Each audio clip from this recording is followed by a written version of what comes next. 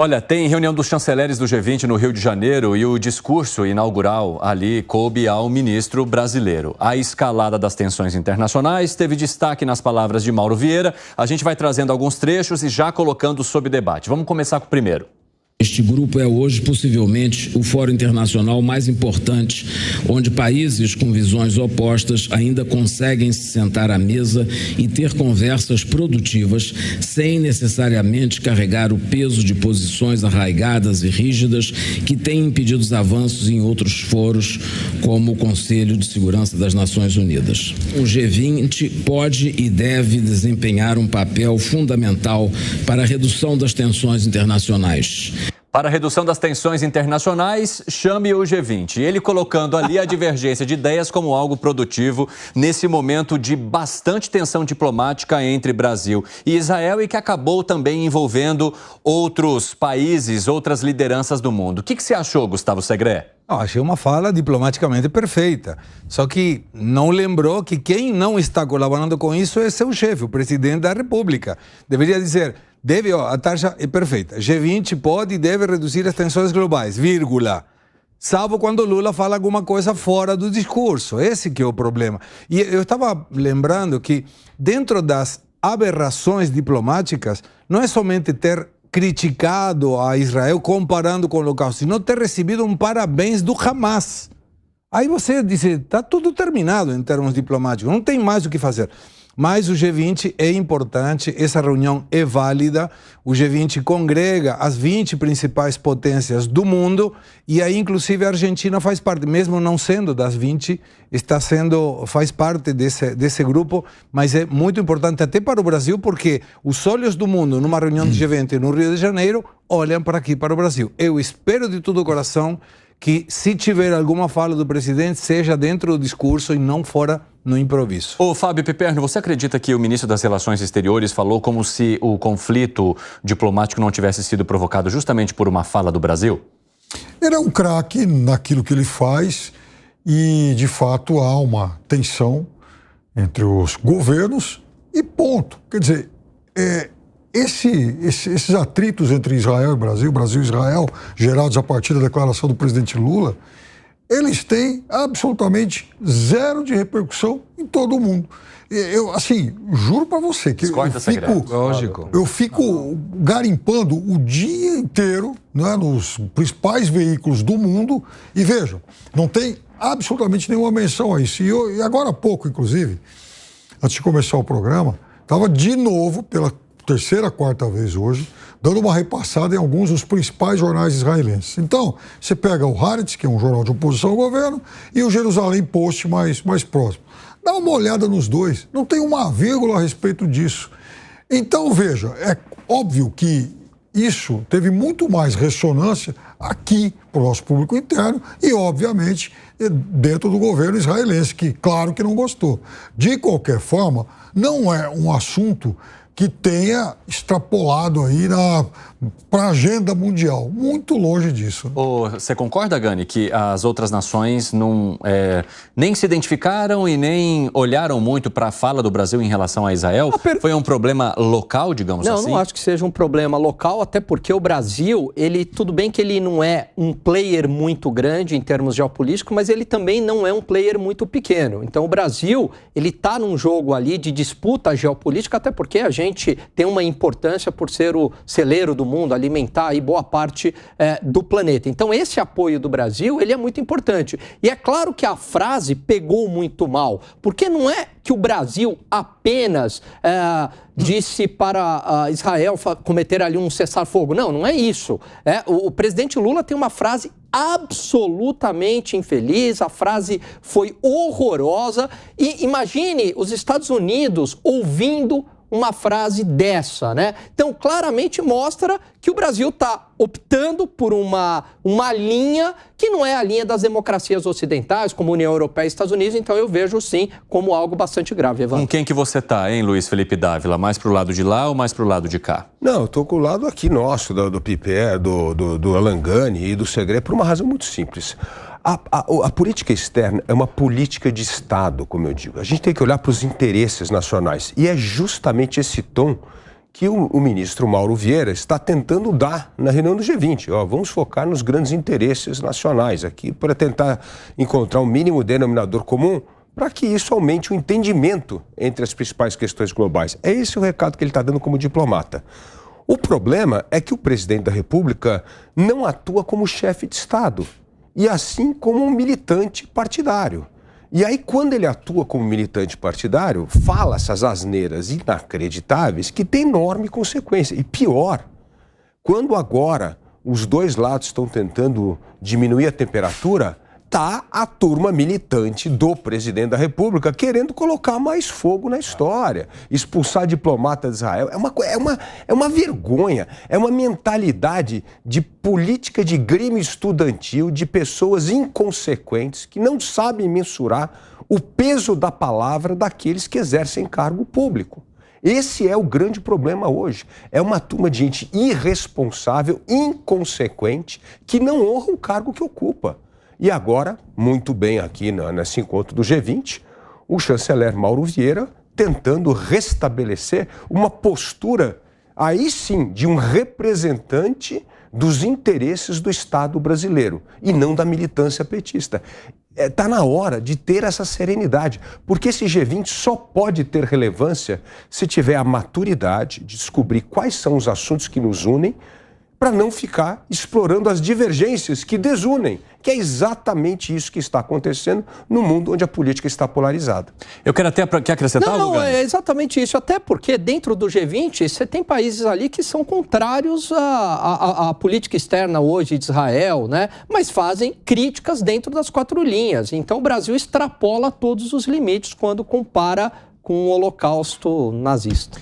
Eu quero até trazer uma outra, né, uma outra pessoa que veio ao Brasil também para participar da reunião do G20, mas que teve um encontro com o presidente da República, que foi o secretário Antony Blinken dos Estados Unidos. O André Anelli vai conversar com a gente agora e contar como é que foi esse encontro. E o Anelli está conectado? Ele está conectado? Ah, tá. Não, é que ele tá parado numa posição ali, olhando pro horizonte. Eu falei, será que tá certo? Ah, bom, porque eu percebi que ele não tava piscando, então já a gente vai conversar ali com o André Anelli. Enquanto o Anelli tá se preparando, eu quero trazer um outro trecho do ministro das Relações Exteriores, Mauro Vieira. Vamos ver. O Brasil ocupa um lugar no mundo que nos permite discutir essas mesmas tensões internacionais em qualquer foro internacional. O Brasil não aceita um mundo em que as diferenças são resolvidas pelo uso da força militar. Uma parcela muito significativa do mundo fez uma opção pela paz e não aceita ser envolvida em conflitos impulsionados por nações estrangeiras. O Brasil rejeita a busca de hegemonias antigas ou novas.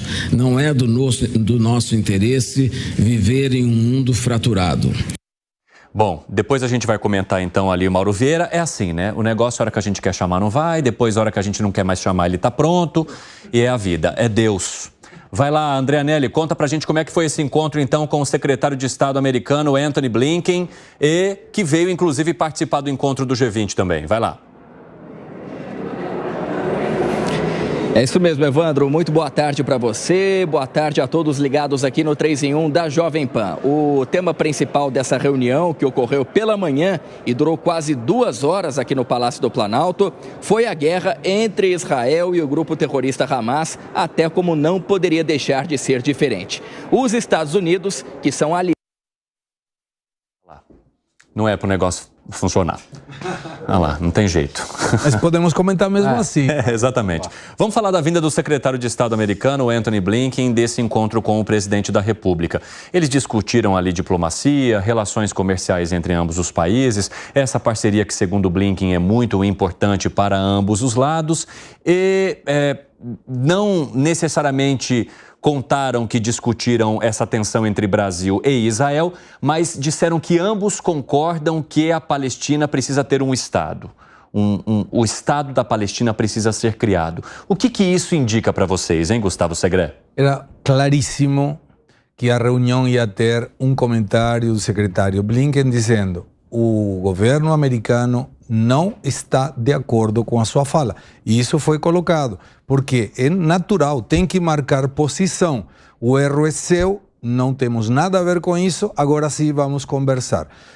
Essa criação do Estado da Palestina foi uma proposta em 1947, que, se não estou errado, incluída também a conformação do Estado de Israel por Oswaldo Aranha. Exatamente. Então, quem não quis naquela época? As lideranças palestinas. Então, seria perfeito. Ninguém está em desacordo com a conformação do Estado palestino, que possa ser resolvido, que possa conviver. O problema é que o Hamas e alguns dos extremistas do Oriente Médio estão querendo exterminar, e esse é o que eles usam, não estou exagerando, ao povo judaico de Israel. Então, esse é o problema, não é somente a conformação.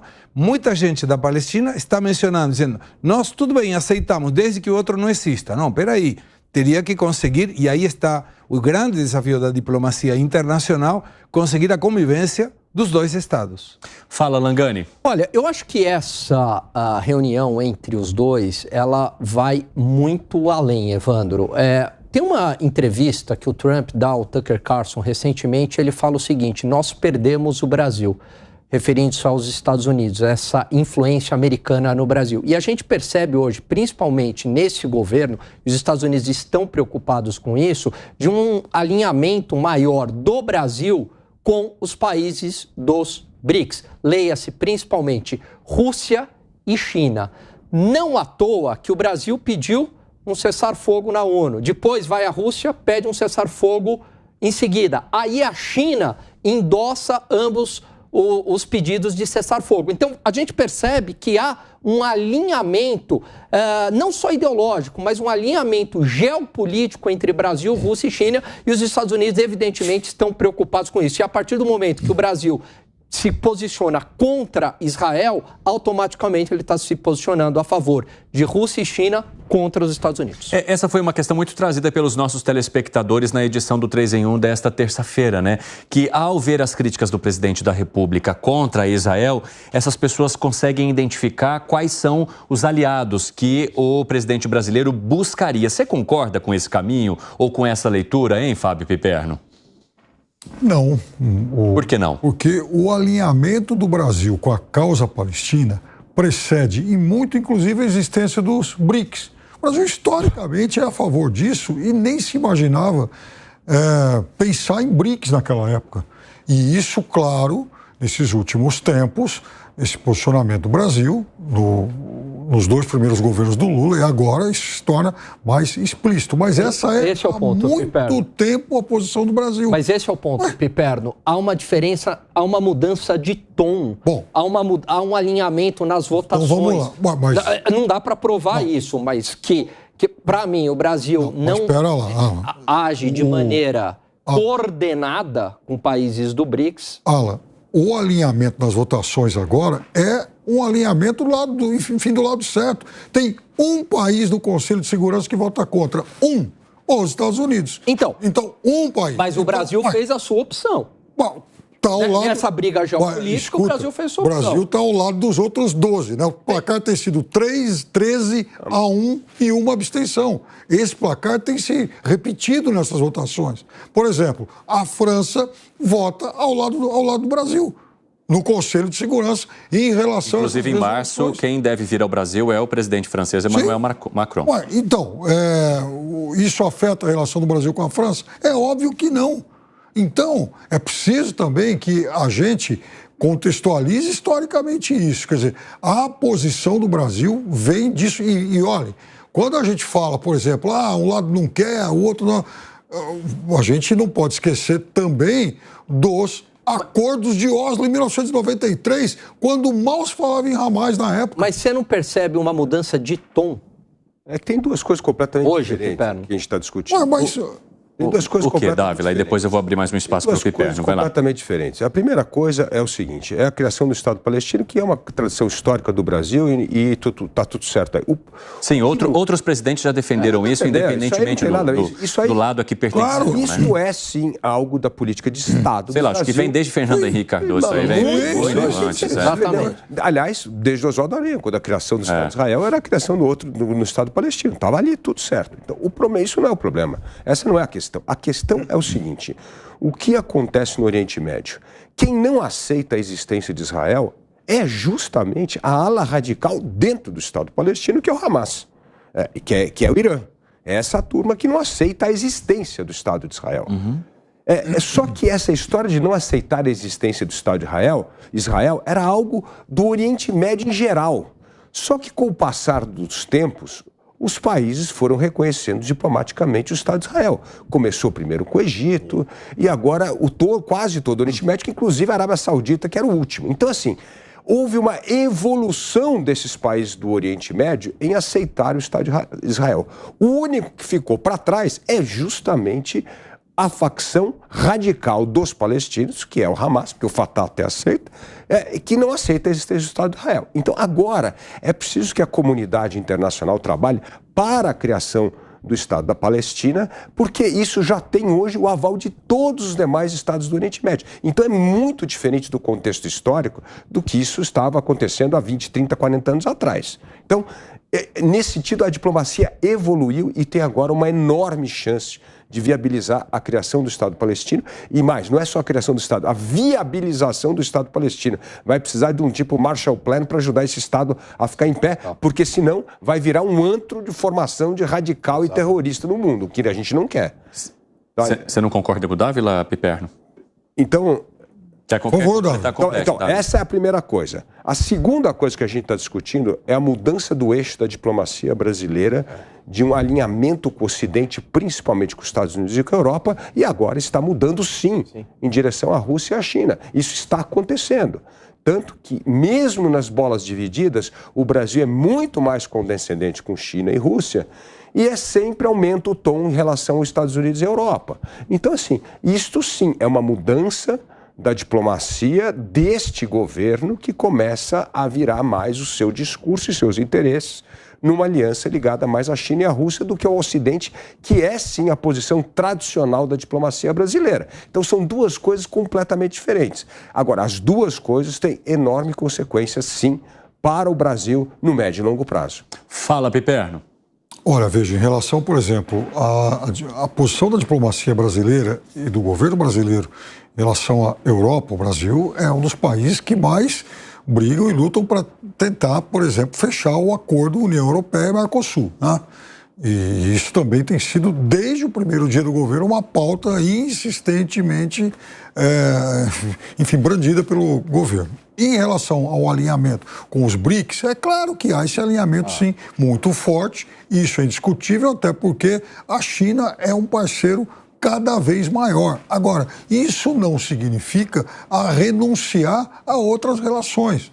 Apenas o Brasil, eu acho que, e até sabiamente, o Brasil não dá as mãos para hoje, para outros sentimentos, digamos, outras pretensões hegemônicas. O mundo mudou. O mundo não tem mais o mesmo alinhamento de blocos que tinha antes. Hoje, há sim uma necessidade de se relacionar com todo mundo e também por isso as relações do Brasil com os países árabes são cada vez mais importantes e mais significativas até mesmo em termos comerciais.